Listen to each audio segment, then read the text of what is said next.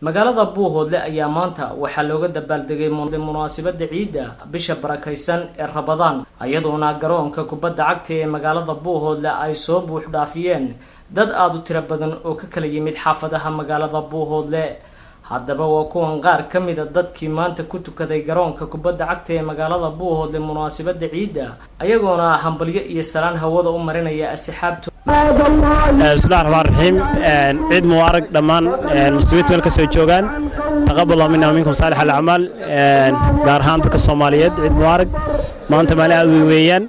الله سبحانه وتعالى وحمد سنة حنونا دوك هيتشري نقبل باديو سنة برواقية خير نقول قارسيو وجزاكم الله خير الإسلام كمل كستو شكتو حلنا عيد مبارك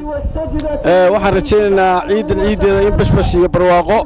إلهي نقول قارسيو ummadda islaamkuna meel kasta ay joogto waxaanu ilaahay u weydiinanaa xanuunadan aafada jira in ilaahay ka dulqaado waxaan u taanideynayaa dhammaan ummadda muslimiinta meel ay joogaan waxaan leeyahay kullu caam wa antum bikhayr taqabbal Allahu minna wa minkum salih al-a'mal gaar ahaan ummadda Soomaaliyeed ilaahay waxaan ka barnaa inuu nagu gaarsiiyo sanadkiisa khayr iyo bashbash iyo barwaaqo ciid mubaarak hambalyo ummadda muslimiinta isugu tiba garoonka waa hambalyeynayaa qaasan ummadda reer Buuhoodle ilaahay waxaan ka baryaa xanuunka jira ilaahay inuu naga dulqaado rabbigoyna casiiska waxaan ka baryaa ilaahayna dhaafiyo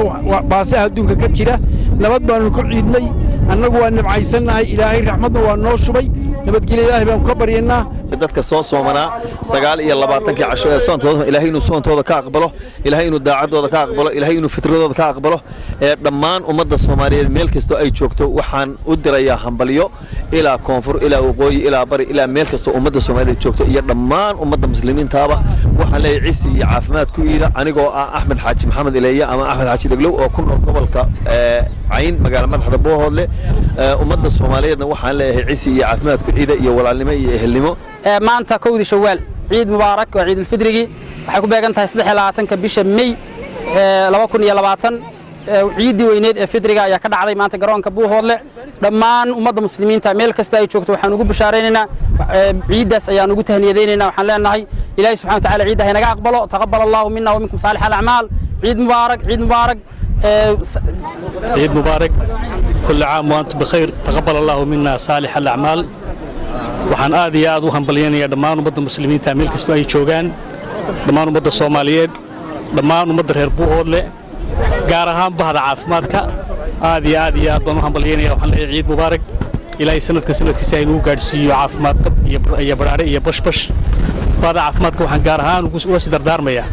dadka aan u shaqeyno xaalad adag baa lagu jiraa xanuunaa jira dadka aan u shaqeyno aan dadaalo Maxamed Cali Bile warbaahinta qaranka Buuhoodle